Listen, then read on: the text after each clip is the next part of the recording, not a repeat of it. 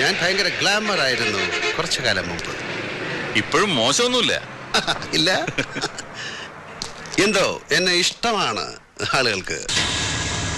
താനെന്നല്ല നല്ല ഫോമിലായിരുന്നു. തട്ടുന്നോ കഴിവേറ്റുന്നൊക്കെ വെച്ച് കീറുന്നത് കേട്ടു. ചുമ്മാ പറഞ്ഞതായിരിക്കും അല്ലേ തന്തപ്പടി കൈവിട്ട മുതൽ പിടിക്കാൻ. എന്നെ പറഞ്ഞല്ലോ ചിലത്. എനിക്ക് ഈ പറച്ചിൽ പണ്ടില്ലാത്ത സ്വഭാവമായിരുന്നു. ചെയ്താ ശീലം.